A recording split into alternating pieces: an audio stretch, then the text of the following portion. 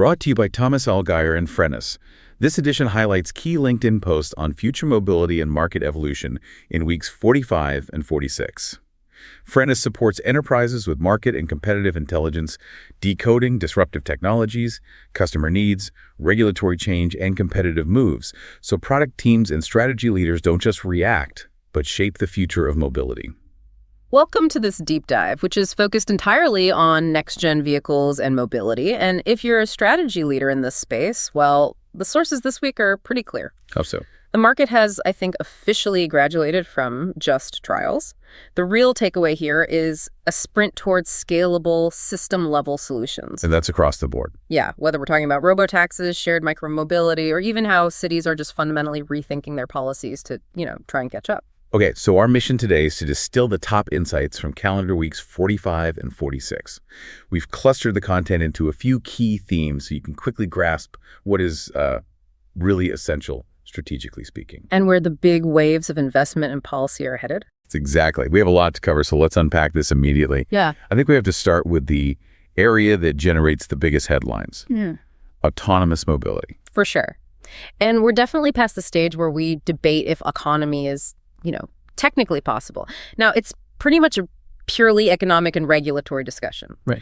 Daniel Niederberger noted this perfectly. He pointed out that robotaxis are transitioning really rapidly from pure R&D trials to genuine potential profit pools. And that forces everyone's hand. It immediately forces every player, OEMs, platform developers, cities, to decide where they're placing their bets. And the competitive heat is it's intense. It seems to be defined globally by two factors, scale and cost. Absolutely.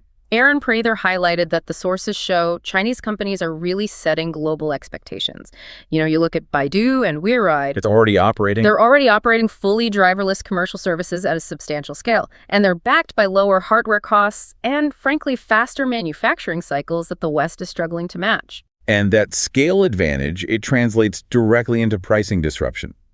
I saw the data Ali Elanisi shared. The comparison in Austin, Texas. Yeah, where a Tesla robotaxi ride was priced 5 times cheaper than a comparable UberX. 5 times cheaper. I mean, if those economics prove sustainable beyond this initial phase, the ripple effects are enormous. You're not just disrupting ride-hailing. No, not at all. Yeah. You're fundamentally challenging the viability of public transit funding, which, relies so heavily on ridership. And you're changing consumer expectations for what transportation should even cost. Precisely. If that price point holds, product teams across the whole sector really need to assume that, privately owned cars for daily commuting might become a pretty niche concept in urban centers. But that aggressive scaling creates a huge geographical divide, right? Yeah. Specifically with Europe. It does. Sven Viker notes that the viability of these services requires serious scale. We're talking fleets in the hundreds of vehicles. And Europe can't just wait around. Right. Europe can't afford to just wait for U.S. or Chinese companies to come knocking on the door with fully mature solutions.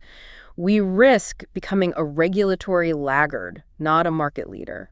So that brings us to this sort of European paradox. It does. Christian von Martensen argues a city like Copenhagen, with its compact, well-mapped infrastructure, it's kind of ideal to become Europe's test track. But the regulation isn't there. Exactly. The regulatory framework needs a fundamental shift from viewing autonomy as this disruptive threat to seeing it as an infrastructure opportunity. But, not every European city is aiming for that kind of rapid disruption. I saw Guillermo Campolmore noted that initiatives like Berlin's autonomous shuttle pilot. The 9.5 million one. That's the one. They're prioritizing careful, slow testing within existing public transport frameworks.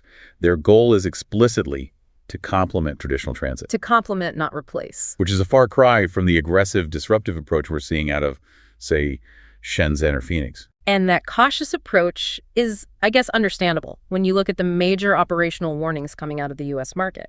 David Zipper highlighted a really serious concern that city planners are wrestling with. Which is what happens when these things actually scale up fast. Yeah.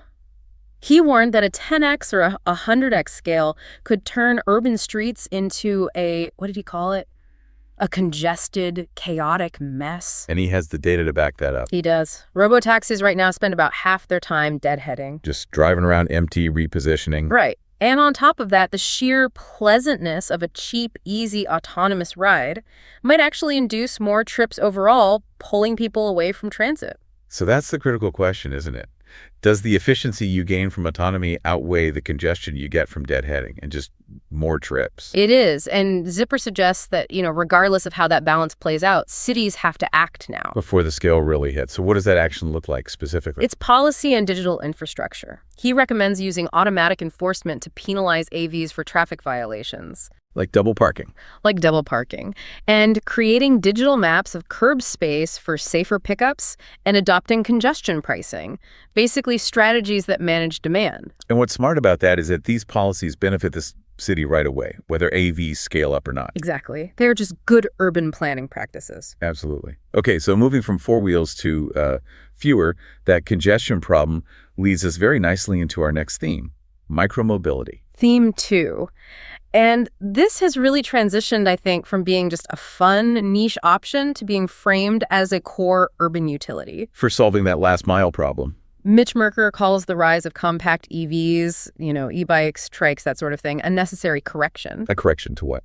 We currently use these oversized 2-ton vehicles for short solo trips. It's just wildly inefficient. So this is about matching the vehicle size to the trip purpose. And we are seeing some fantastic innovation in that gap between the car and the bike. Ethan Lang showcased the Fricker. Oh, the four-wheeled e-bike? The fully enclosed four-wheeled e-bike. It still uses bike paths, which is key, but it offers weather protection and 160 liters of storage. That storage capacity is the game changer. That's what makes it a real utility replacement for a car on a quick grocery run, not just a weekend toy. And the industry is maturing. The evidence isn't just in the product specs, it's in the finances. Kirsten Heineke shared a major milestone. Well, post-merger with Tier. Right. They achieved EBITDA profitability and successfully raised $85 million. That's a huge signal for investors. A few years ago, everyone was so skeptical about shared mobility's unit economics. And just for context, right, achieving EBITDA profitability means the company is covering its daily operating expenses, maintenance, staffing, running the fleet. Before the big capital costs. Exactly. It proves the model works sustainably day to day. But that shift still requires massive regulatory and infrastructure support. Wasim Rahal emphasized that in high-growth places like the GCC cities, infrastructure, dedicated lanes, safe crossings, designated parking, it all has to be planned before the regulation. You need the physical space before you can govern its use. Precisely. I found a really sharp contrast to that in the U.S. market, which highlights regulatory instability.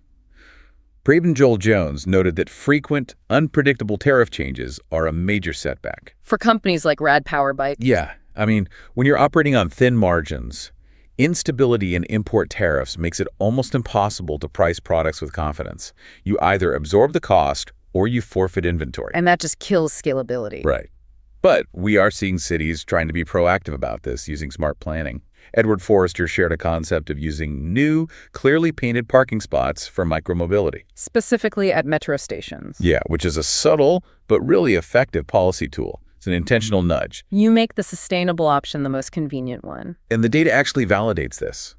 Ali Safanpour's analysis of micromobility data in Austin and Chicago, it reinforces that crucial last-mile role. What did the Chicago data show?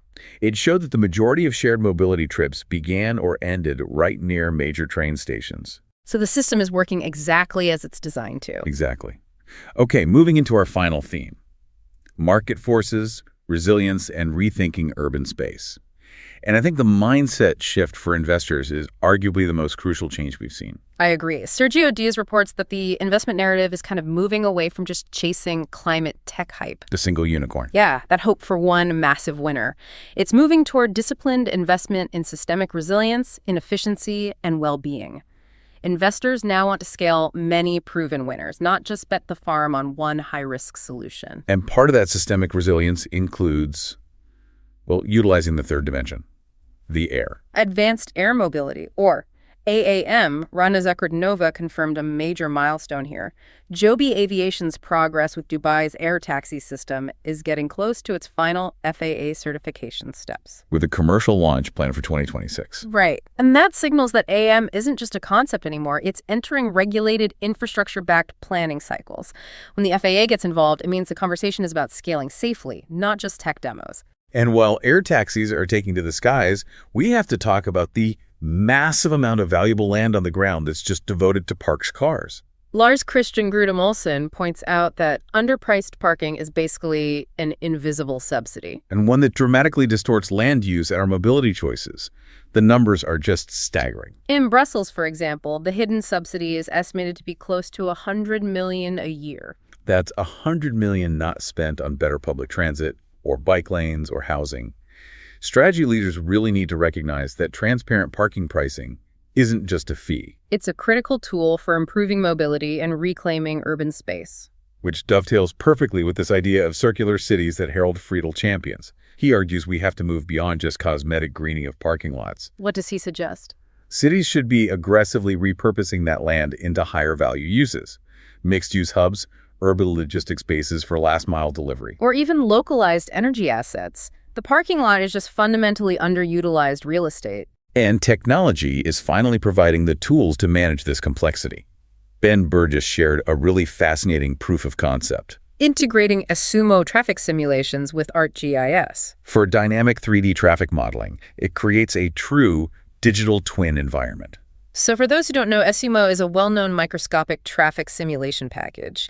Integrating it with ArcGIS means planners can now instantly watch vehicles reroute in a dynamic 3D model. Based on changing conditions like construction or even flooding. It's predictive resilience in action. And it enables cities to respond in, near real time. That brings us to a final and I think profound point about the language we use, which was shared by Briogan Sanchez. Right. That terminology often reflects a car-oriented perspective, the concept of motor normativity. It's a strategic argument. Why do we call people vulnerable road users? It implies they are inherently fragile, or maybe even at fault, rather than just acknowledging their right to be there. So Sanchez suggests shifting the language to something more empowering, like people on the move. And this isn't just semantics.